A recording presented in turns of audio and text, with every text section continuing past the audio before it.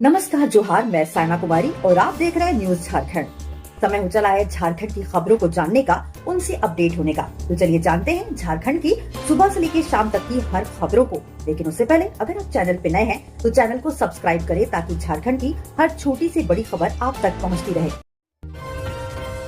धनबाद और जमशेदपुर में महंगा हुआ सफर, बस में 20% बढ़ोतरी के साथ भाड़े की नई सूची जारी। जमशेदपुर में ऑटो का बढ़ा किराया।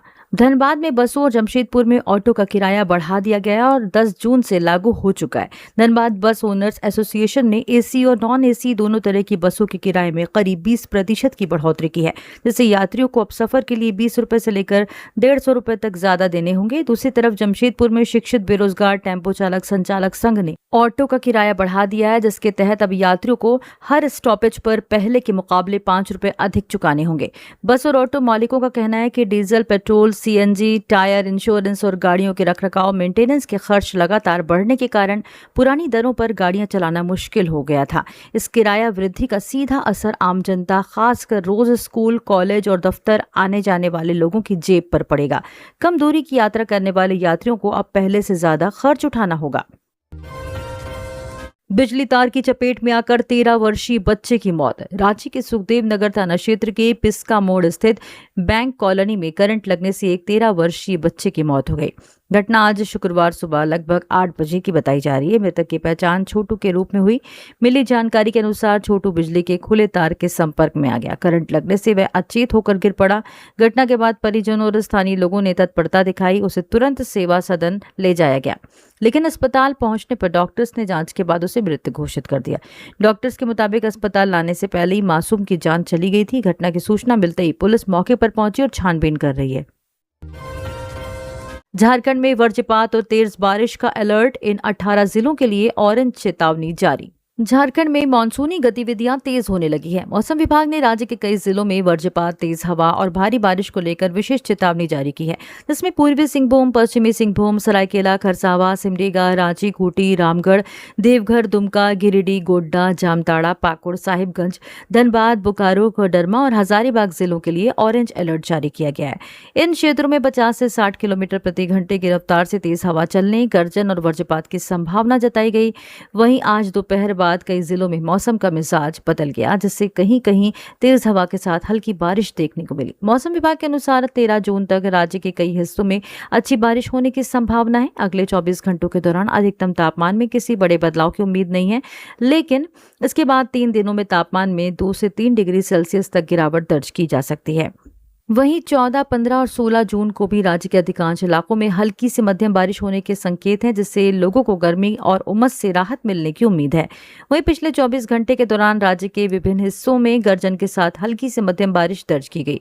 सबसे अधिक 40.2 मिलीमीटर बारिश धनबाद में रिकॉर्ड की गई, जबकि सबसे अधिक अधिकतम तापमान 43.2 डिग्री सेल्सियस डाल्टनगंज में और सबसे कम न्यूनतम तापमान 21.5 डिग्री सेल्सियस रांची में दर्ज किया गया।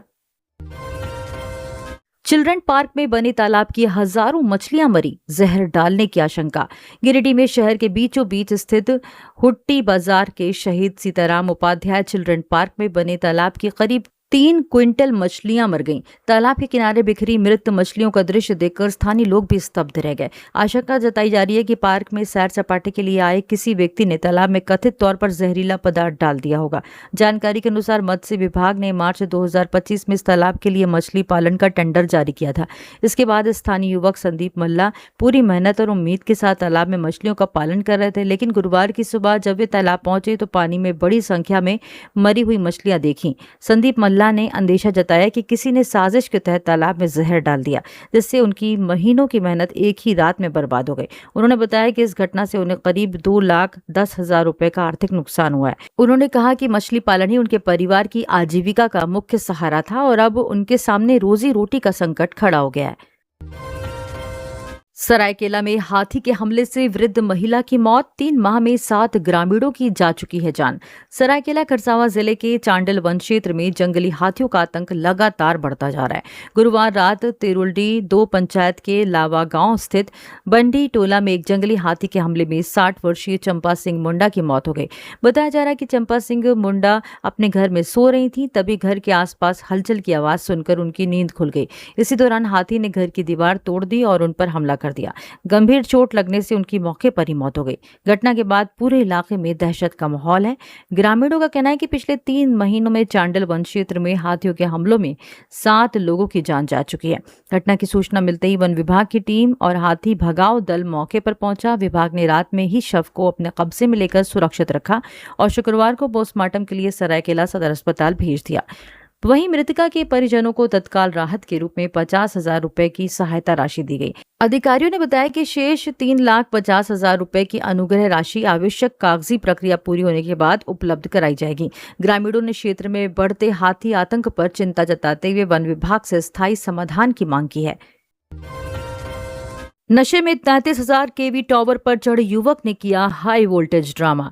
गिरिडीह के पंचम्बा थाना क्षेत्र अंतर्गत खावा पंचायत के परियाना गांव में गुरुवार शाम उस समय हड़कंप मच गया जब 40 वर्षीय पंकज मिश्रा शराब के नशे में 33,000 केवी विद्युत टावर पर चढ़ गया। बताया जा रहा है कि वह करीब 70 फीट की ऊंचाई तक पहुंच गया था, जबकि बिजली लाइन चालू थी। टावर पर युवक को चढ़ा देख ग्रामीणों में दहशत फैल गई और किसी बड़े हादसे की आशंका से मौके पर सैकड़ों लोगों की भीड़ जुट गई। कई लोग उसे देखकर हैरान रह गए, सुरक्षित नीचे उतरने की दुआ करने लगे। सूचना मिलते ही पंचम्बा थाना पुलिस और खावा पंचायत के मुखिया मोहन मंडल मौके पर पहुंचे। प्रत्यक्षदर्शियों के अनुसार युवक टावर पर चढ़कर अजीब हरकतें कर रहा था और बार बार शराब की मांग कर रहा था। पुलिस और ग्रामीण करीब 1.5 घंटे तक उसे समझाने की कोशिश करते रहे, लेकिन वह नीचे उतरने को तैयार नहीं हुआ। बाद में पुलिस ने धैर्य से निगरानी जारी रखी, जिसके बाद युवक धीरे धीरे नीचे उतरा और सुरक्षित जमीन पर पहुंच गया। राहत की बात यह रही कि इस पूरी घटना में कोई हादसा नहीं हुआ और समय रहते स्थिति को संभाल लिया गया। हाईवा की टक्कर से कार सवार युवक की मौत। धनबाद में हादसे के बाद ड्राइवर गाड़ी लेकर हुआ फरार। आक्रोशितों ने किया रोड जाम। धनबाद के बागमारा में गुरुवार की रात एक तेज रफ्तार हाईवा ने कार को जोरदार टक्कर मार दी, जिसमें कार सवार सौरभ कुमार की मौत हो गई और एक अन्य युवक गंभीर रूप से घायल हो गया। टक्कर इतनी भीषण थी कि कार पूरी तरह टूट फूट गई और हादसे के बाद ड्राइवर हाईवा लेकर मौके से भाग निकला। सूचना मिलने पर पुलिस ने सीसीटीवी फुटेज की मदद से दुर्घटना में शामिल हाईवा को मुराइडी वर्कशॉप के पास से लावारिस हालत में जब्त कर लिया है। इस घटना से गुस्साए परिजनों और स्थानीय लोगों ने आज शुक्रवार की सुबह हरियाणा हीरक चौक पर सड़क जाम कर दिया, जिससे वाहनों की लंबी कतारें लग गईं और यातायात ठप हो गया। प्रदर्शन कर रहे लोग दोषी ड्राइवर की जल्द गिरफ्तारी और पीड़ित परिवार के लिए उचित मुआवजे की मांग कर रहे हैं। 25,000 शिक्षकों को राहत। जेटेट नियमों में बदलाव से बचेगी नौकरी। झारखंड में सेवा के दौरान प्रशिक्षण प्राप्त करने वाले करीब 25,000 शिक्षकों को स्कूली शिक्षा एवं साक्षरता विभाग बड़ी राहत देने की तैयारी कर रहा है। सुप्रीम कोर्ट द्वारा देश भर के कक्षा 1 से 8 तक के शिक्षकों के लिए 31 अगस्त 2028 तक झारखंड शिक्षक पात्रता परीक्षा जेटेट या सीटेट पास करना अनिवार्य किए जाने के बाद इन शिक्षकों की नौकरी पर संकट मंडरा रहा था। इस संकट को दूर करने के लिए राज्य सरकार अब जेटेट नियमावली में संशोधन करने जा रही है, जिससे सेवा के दौरान बीएड, डीएलएड और ब्रिज कोर्स करने वाले इन शिक्षकों की नौकरी सुरक्षित हो सकेगी। मौजूदा जेटेट नियमावली के तकनीकी पेंच के कारण ये शिक्षक आगामी पात्रता परीक्षा के लिए आवेदन करने के योग्य नहीं हो पा रहे थे। शिक्षा विभाग द्वारा किए जा रहे संशोधन के बाद इन सभी प्रशिक्षित शिक्षकों के लिए जेटेट परीक्षा में शामिल होने का रास्ता पूरी तरह साफ हो जाएगा। इसके अलावा नियमों में बदलाव के बाद कार्यरत शिक्षकों को आवेदन फॉर्म जमा करने के लिए विभाग द्वारा पर्याप्त अतिरिक्त समय भी प्रदान किया जाएगा। झारखंड में मतदाता सूची पुनरीक्षण मैपिंग प्रक्रिया में रांची सबसे पीछे, 34% डेटा अभी लंबित। झारखंड में मतदाता सूची को सही करने के लिए चल रही मतदाताओं की मैपिंग प्रक्रिया में बड़ी कमियां पाई गईं, जिसमें रांची जिला सबसे पीछे चल रहा है। यहाँ करीब 34% मतदाताओं की मैपिंग का काम अब तक अधूरा है, जिससे चुनाव विभाग की तैयारियों पर सवाल उठ रहे हैं। इस प्रक्रिया का मुख्य उद्देश्य मतदाताओं के रिकॉर्ड जैसे पता और अन्य जानकारियां का मिलान करना है। ताकि फर्जी या एक से अधिक जगह दर्ज नामों को हटाकर बिल्कुल सही वोटर लिस्ट बनाई जा सके। इस काम के धीमे होने का मुख्य कारण जमीनी स्तर पर डेटा इकट्ठा करने में आ रही तकनीकी दिक्कतें और लोगों का कम सहयोग करना है। आने वाले चुनाव में पारदर्शिता बनाए रखने के लिए काम समय पर पूरा होना बेहद जरूरी है। इसी को ध्यान में रखते हुए राज्य निर्वाचन आयोग ने सख्ती दिखाई है। प्रशासन ने रांची में विशेष टीमें लगाकर काम की रफ्तार बढ़ाने के प्रयास तेज कर दिए हैं। ट्रेलर ने कार में मारी टक्कर, 2 स्कूली छात्राएं घायल। सीसीटीवी में कैद हुई घटना। छात्राएं स्कूल बस के इंतजार में खड़ी थी सड़क किनारे। पश्चिमी सिंहभूम के आयता गांव चौक पर आज शुक्रवार सुबह एक तेज रफ्तार ट्रेलर ने कार को टक्कर मार दी, जिससे सड़क किनारे स्कूल बस का इंतजार कर रही 2 छात्राएं 7 वर्षीय अनुष्का और 8 वर्षीय लवली गंभीर रूप से घायल हो गई। टक्कर इतनी जोरदार थी कि कार घिसटते हुए छात्राओं से जा टकराई, जिसकी पूरी घटना पास के सीसीटीवी कैमरे में कैद हो गई। हादसे के तुरंत बाद स्थानीय लोगों ने दोनों बच्चियों को चाईबासा सदर अस्पताल पहुंचाया, जहां से गंभीर रूप से घायल अनुष्का को बेहतर इलाज के लिए जमशेदपुर रेफर कर दिया गया, जबकि लवली की हालत खतरे से बाहर है। इस घटना से गुस्साए ग्रामीणों ने ट्रेलर ड्राइवर की पिटाई कर दी और चाईबासा टाटा मुख्य मार्ग पर करीब 3 घंटे तक जाम लगाकर प्रदर्शन किया। सड़क जाम होने के कारण दोनों तरफ वाहनों की लंबी कतारें लग गई। यातायात पूरी तरह ठप हो गया। बाद में मौके पर पहुंची पुलिस ने ड्राइवर को भीड़ से बचाया, ग्रामीणों को समझा बुझाकर शांत कराया, जिसके बाद जाम हटाकर यातायात को सामान्य किया जा सका। झारखंड संयुक्त असैनिक सेवा बैकलॉग प्रारंभिक परीक्षा 2025 की प्रोविजनल आंसर की जारी। झारखंड लोक सेवा आयोग जेपीएससी ने झारखंड संयुक्त असैनिक सेवा बैकलॉग प्रारंभिक प्रतियोगिता परीक्षा 2025 के संबंध में आवश्यक सूचना जारी की है। आयोग द्वारा 17 मई 2026 को आयोजित परीक्षा सामान्य अध्ययन प्रथम पत्र और सामान्य अध्ययन द्वितीय पत्र की प्रोविजनल आंसर की जारी कर दी गई है। अभ्यर्थी जेपीएससी के आधिकारिक वेबसाइट www.jpsc.gov.in पर आंसर की देख सकते हैं। अभ्यर्थी यदि मॉडल उत्तर को लेकर कोई आपत्ति या सुझाव देना चाहते हैं तो वे 12 जून से 15 जून 2026 तक ऑनलाइन माध्यम से दर्ज करा सकते हैं। इसके लिए अभ्यर्थियों को आयोग की वेबसाइट पर उपलब्ध OTR पोर्टल jpscotr.com के माध्यम से लॉगिन करना होगा। आपत्ति दर्ज करते समय संबंधित प्रश्न के विरुद्ध प्रस्तावित उत्तर के समर्थन में आधार, साक्ष्य या स्रोत प्रस्तुत करना अनिवार्य होगा। आयोग ने स्पष्ट किया है कि निर्धारित प्रक्रिया के अतिरिक्त किसी अन्य माध्यम व किसी अन्य ईमेल पर प्राप्त आपत्तियों सुझावों पर विचार नहीं किया जाएगा। चतरा के तरवागड़ा गांव में अब भी सड़क नहीं। ग्रामीणों ने श्रमदान से बनाई 1 किलोमीटर लंबी कच्ची सड़क। पीसीसी सड़क निर्माण की मांग। झारखंड के चतरा जिले में प्रशासनिक उदासीनता का एक मामला सामने आया है। हंटरगंज प्रखंड के तरवागड़ा पंचायत के शाही नौडी हवा टोला गांव में आजादी के 78 साल बाद भी पक्की सड़क का निर्माण नहीं हो पाया था। सरकारी वादों से निराश ग्रामीणों ने स्वयं सड़क बनाने का निर्णय लिया। ग्रामीणों ने आपस में चंदा इकट्ठा किया और श्रमदान के माध्यम से 1 किलोमीटर लंबी कच्ची सड़क का निर्माण किया। ये पहल नेताओं और अधिकारियों द्वारा किए गए वादों के पूरा न होने के कारण की गई। गांव को इतने वर्षों बाद भी पक्की सड़क नहीं मिल पाई थी। विशेषकर बरसात के मौसम में यह रास्ता कीचड़ और गड्ढों में तब्दील हो जाता था।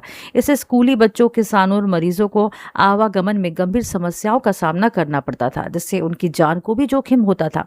गांव के उमेश यादव, शंभू यादव, राजदेव यादव समेत सैकड़ों ग्रामीणों ने एक बैठक की और आपसी सहयोग से चंदा इकट्ठा किया। उस राशि से गांव में एक जेसीबी मशीन मंगवाई गई। इसके बाद क्या युवा, क्या बुजुर्ग और क्या महिलाएं सभी टोकरी और फावड़ा लेकर निकल पड़े। ग्रामीणों की दिन रात की कड़ी मेहनत का नतीजा यह हुआ कि पंच फेड़वा मैदान से पीसीसी मुख्य मार्ग शाही तक 1 किलोमीटर लंबी कच्ची सड़क बनकर तैयार हो गई। तीसरी शादी करने पहुंचा शख्स, दूसरी पत्नी के विरोध के बाद बैरंग लौटी बारात। झारखंड के धनबाद में एक शख्स की तीसरी शादी का मामला उस समय रुक गया जब उसकी दूसरी पत्नी ने थाने पहुंचकर उसका कड़ा विरोध किया। हजारीबाग के रहने वाले मंजूर अंसारी नाम के व्यक्ति की बारात धनबाद के बागमारा पहुंची थी। तभी उसकी दूसरी पत्नी आसमीन परवीन को इस बात की भनक लग गई। उन्होंने तुरंत पुलिस स्टेशन जाकर शिकायत दर्ज कराई कि उनके पति उनसे छुपाकर तीसरी शादी करने जा रहे हैं। आसमीन ने पुलिस को बताया कि साल 2019 में जब उनकी शादी मंसूर से हुई थी, तब उन्हें उनके परिवार को यह नहीं बताया गया था कि मंसूर की पहले से ही एक पत्नी है। अब जब उन्हें तीसरी शादी का पता चला तो उन्होंने उसके खिलाफ कदम उठाया। पुलिस की दखल और दूसरी पत्नी के विरोध के बाद जिस लड़की से शादी होने वाली थी उसके परिवार ने भी निकाह से इनकार कर दिया और बारात को बिना दुल्हन के ही वापस लौटना पड़ा। ओलंपिक मेडलिस्ट मनु भास्कर के कोच शूटर जसपाल राणा का निधन, पीएम ने दुख जताया। भारतीय निशानेबाजी जगत के लिए शुक्रवार का दिन बेहद दुखद रहा। देश के दिग्गज शूटर और कोच जसपाल राणा का 49 वर्ष की उम्र में निधन हो गया। वे पिछले कुछ दिनों से दिल्ली के मैक्स साकेत अस्पताल में भर्ती थे, जहां इलाज के दौरान उन्होंने अंतिम सांस ली। जानकारी के अनुसार 1 जून को जर्मनी के म्यूनिख से भारत लौटते समय फ्लाइट में उनकी तबीयत अचानक बिगड़ गई थी। विमान में उन्हें प्राथमिक चिकित्सा दी गई। दिल्ली पहुंचने के बाद उन्हें सीधे अस्पताल में भर्ती कराया गया, जहां डॉक्टर्स ने उनके हृदय में स्टेंट भी डाला था। इसके बावजूद उनकी हालत में अपेक्षित सुधार नहीं हो सका। जसपाल राणा भारतीय निशानेबाजी के सबसे सफल खिलाड़ियों में गिने जाते थे। उन्होंने अपने खेल करियर में एशियाई खेलों और राष्ट्रमंडल खेलों में कई पदक जीतकर देश का नाम रोशन किया। एशियन गेम्स में उनके नाम 8 पदक दर्ज हैं, जिनमें 4 स्वर्ण शामिल हैं। जमीन विवाद में छोटे भाई ने धारदार हथियार से बड़े भाई की हत्या की। लातेहार जिले के महुआ डांड थाना क्षेत्र स्थित पोटमाडी गांव में जमीन विवाद को लेकर खूनी संघर्ष हुआ है। आरोप है कि छोटे भाई ने बेटों के साथ मिलकर अपने बड़े भाई की टांगी से काटकर हत्या कर दी, जबकि बीच बचाव करने गए मृतक की पत्नी और भतीजा इस हमले में गंभीर रूप से घायल हो गए। जानकारी के अनुसार पोटमाडी निवासी कामिल बेग उनके छोटे भाई पोलिकार्प बेग के बीच लंबे समय से जमीन को लेकर विवाद चल रहा था। गुरुवार को इसी विवाद ने हिंसक रूप ले लिया। आरोप है कि इस दौरान पोलिकार्प बेग ने टांगी से अपने बड़े भाई कामिल बेग पर ताबड़तोड़ हमला कर दिया। अब कामिल बेग की पत्नी सलोमी बेग और भतीजा नीलेश बेग उन्हें बचाने पहुंचे तो आरोपी ने उन पर भी हमला कर दिया। इस हमले में तीनों गंभीर रूप से घायल हो गए। घटना के बाद ग्रामीणों और परिजनों की मदद से तीनों घायलों को तत्काल सामुदायिक स्वास्थ्य केंद्र महुआटांड लाया गया, जहां चिकित्सकों ने जांच के बाद कामिल बेग को मृत घोषित कर दिया। रामगढ़ में 22 हाथियों ने जमाया डेरा। रात भर जागकर पहरेदारी करने को मजबूर हुए ग्रामीण। वन विभाग ने की लोगों को सतर्क रहने की अपील। रामगढ़ जिले में एक बार फिर जंगली हाथियों की दस्तक से ग्रामीण दहशत में है। जिले के गोला और चितरपुर प्रखंडों में कुल 22 हाथियों के 2 अलग अलग झुंडों ने डेरा डाल रखा है, जिससे लोगों की नींद उड़ गई है। इन हाथियों की लगातार मौजूदगी से आसपास के गांव में भय का माहौल है। ग्रामीण रात भर जागकर अपने घरों और परिवार की सुरक्षा करने को मजबूर हैं। जानकारी के अनुसार गोला प्रखंड के खोखा और आसपास के ग्रामीण क्षेत्रों में 14 जंगली हाथियों का एक बड़ा झुंड विचरण कर रहा है। वहीं चितरपुर प्रखंड के हाथूदाग इलाके में 8 हाथियों का दूसरा झुंड लगातार देखा जा रहा है। हाथियों के गांवों और खेतों के करीब पहुंचने से लोगों में डर बढ़ गया है। ग्रामीणों का कहना है कि शाम होते ही हाथियों की गतिविधियां तेज हो जाती हैं, जिसके कारण उन्हें पूरी रात जागकर निगरानी करनी पड़ती है। बीते महीनों में रामगढ़ जिले में जंगली हाथियों के हमले से करीब आधा दर्जन लोगों की मौत हो चुकी है, जिससे हाथियों की वापसी ने ग्रामीणों की चिंता और बढ़ा दी है। स्थिति की गंभीरता को देखते हुए वन विभाग की टीम लगातार हाथियों की गतिविधियों पर नजर रख रही है। लालपुर के आयशा गर्ल्स लॉज में करंट लगने से छत से गिरी छात्रा, मौत। रांची के लालपुर थाना क्षेत्र के लोहार कोचा स्थित आयशा गर्ल्स लॉज में करंट लगने से छत से गिरकर एक छात्रा की दर्दनाक मौत हो गई।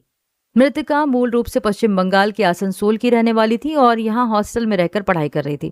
घटना के वक्त वह हॉस्टल की छत पर थी, जहां अचानक बिजली के खुले तारों की चपेट में आ गई। करंट का झटका इतना तेज था कि वह अनियंत्रित होकर सीधे नीचे गिर गई, जिससे वह गंभीर रूप से घायल और अचेत हो गई। आसपास के लोगों और हॉस्टल प्रबंधन ने तत्परता दिखाते हुए उसे तुरंत नजदीकी अस्पताल पहुंचाया, लेकिन डॉक्टर्स ने उसे मृत घोषित कर दिया। हादसे की सूचना मिलते ही लालपुर थाना पुलिस मौके पर पहुंची, शव को पोस्टमार्टम के लिए भेज दिया। पुलिस अब इस बात की जांच कर रही कि हॉस्टल में बिजली के खुले तारों को लेकर कोई लापरवाही तो नहीं हुई थी। साथ ही मृतका के परिवार को भी घटना की जानकारी दे दी गई है। शांतिपुरी इलाके में ट्रेन से गिरकर महिला की मौत, शव की पहचान में जुटी पुलिस। पलामू जिले के मेदिनी नगर थाना क्षेत्र के शांतिपुरी इलाके में गुरुवार रात ट्रेन से गिरकर एक महिला की मौत हो गई। घटना के बाद इलाके में लोगों की भीड़ जुट गई। सूचना मिलने पर TOP 3 के प्रभारी प्रदीप कुमार मेहता पुलिस बल के साथ मौके पर पहुंचे, मामले की जांच शुरू की। पुलिस ने महिला के शव को अपने कब्जे में लेकर पहचान कराने की प्रक्रिया शुरू कर दी है। उसकी पहचान नहीं हो सकी है। यह भी स्पष्ट नहीं हो पाया है कि महिला किस ट्रेन से गिरी थी और घटना किन परिस्थितियों में हुई। बताते चले कि हाल के दिनों में रेलवे ट्रैक के आसपास दुर्घटनाओं की संख्या बढ़ी है। कभी ट्रेन से गिरने तो कभी रेल की चपेट में आने की घटनाएं लगातार सामने आ रही हैं। हालांकि शांतिपुरी की इस घटना के पीछे की वास्तविक वजह का पता जांच के बाद ही चल सकेगा। पुलिस मामले के सभी पहलुओं की जांच कर रही है। वहीं महिला की पहचान होने का इंतजार किया जा रहा है ताकि घटना से जुड़े तथ्यों का खुलासा हो सके। लोहरदगा के सभी विद्यालयों में विशेष आधार नामांकन और बायोमेट्रिक अपडेट अभियान शुरू। उपायुक्त संदीप कुमार मीना के निर्देश पर जिले के सभी विद्यालयों में विद्यार्थियों का 100% आधार कवरेज सुनिश्चित करने के लिए विशेष आधार नामांकन और अनिवार्य बायोमेट्रिक अपडेट MBU अभियान प्रारंभ किया गया। अभियान के तहत ऐसे विद्यार्थियों का आधार नामांकन किया जाएगा जिनका आधार कार्ड अब तक नहीं बना है। साथ ही 5 वर्ष और 15 वर्ष की आयु पूरा कर चुके बच्चों के आधार का अनिवार्य बायोमेट्रिक अपडेट भी किया जाएगा।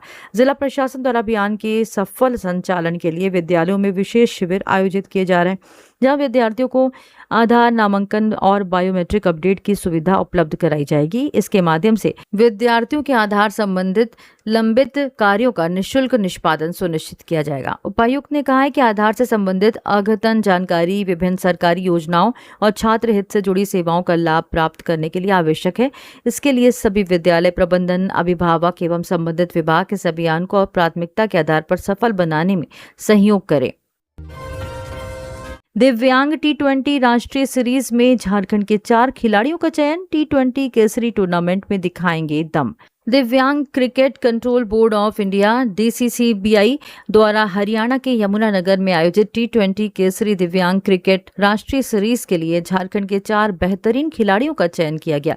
इन खिलाड़ियों में निशांत कुमार उपाध्याय, नीरज कुमार, शौकत अली और वागीश त्रिपाठी शामिल हैं। इस चयन से राज्य के दिव्यांग क्रिकेट जगत और खेल प्रेमियों में खुशी और उत्साह की लहर दौड़ गई है और चारों खिलाड़ी गुरुवार को रांची से मैच खेलने के लिए रवाना भी हो चुके हैं।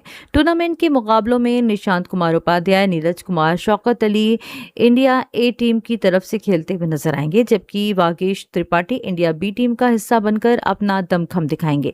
आपको बता दें कि निशांत और वागीश पहले भी अंतर्राष्ट्रीय स्तर पर भारतीय टीम की ओर से खेल चुके हैं और दुबई में हुई DPL प्रतियोगिता में शानदार प्रदर्शन कर चुके हैं। राज्य को पूरी उम्मीद है कि ये खिलाड़ी इस राष्ट्रीय सीरीज में भी अपने बेहतरीन खेल से झारखंड का नाम रोशन करेंगे। जामताड़ा में कोयला ढुलाई पर प्रशासन की सख्ती, बिना तिरपाल वाले वाहनों पर कार्रवाई की चेतावनी।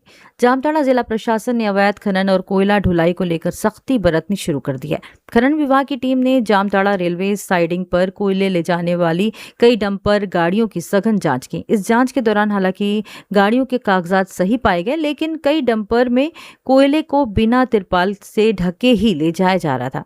नियम के अनुसार प्रदूषण को रोकने और सुरक्षा के लिए कोयला ढुलाई के समय वाहनों को तिरपाल से ढकना अनिवार्य है। इस लापरवाही को गंभीरता से लेते हुए प्रशासन ने सभी वाहन चालकों और मालिकों को कड़ी चेतावनी दी है। अधिकारियों का कहना है कि फिलहाल सभी को चेतावनी देकर छोड़ दिया गया, लेकिन भविष्य में अगर कोई भी गाड़ी बिना तिरपाल के कोयला ले जाती हुई पकड़ी गई तो उसके खिलाफ सख्त कानूनी कार्रवाई और जुर्माना लगाया जाएगा। गुमला में दर्दनाक हादसा, दीवार गिरने से 6 वर्षीय बच्चे की मौत, गांव में मातम। गुमला जिले के टोटो थाना क्षेत्र के अंतर्गत टोटो गांव में एक बेहद दर्दनाक हादसा सामने आया, जहां घर की कच्ची दीवार गिरने से 6 वर्षीय मासूम बच्चे अंगद कुमार ठाकुर की मलबे में दबकर मौत हो गई। ये दुखद घटना गुरुवार की दोपहर को उस समय हुई जब बच्चा अपने घर के आंगन में खेल रहा था। इसी दौरान अचानक मिट्टी की एक जर्जर दीवार भरभरा कर गिर गई, जिसके नीचे मासूम अंगद पूरी तरह से दब गया। दीवार गिरने की आवाज सुनकर परिवार वाले और आसपास के ग्रामीण तुरंत मौके पर पहुंचे। उन्होंने आनंद फानंद में मलबे को हटाकर बच्चे को बाहर निकाला और गंभीर हालत में उसे अस्पताल ले गए, लेकिन दुर्भाग्यवश डॉक्टर्स ने उसे मृत घोषित कर दिया। इस अचानक हुए हादसे से मृतक बच्चे के माता पिता का रो रो कर बुरा हाल है और पूरे गांव में सन्नाटा व मातम पसरा हुआ है। सचिवालय सेवा संवर्ग को उच्च पदों में झारखंड के मुकाबले बिहार में ज्यादा हिस्सेदारी।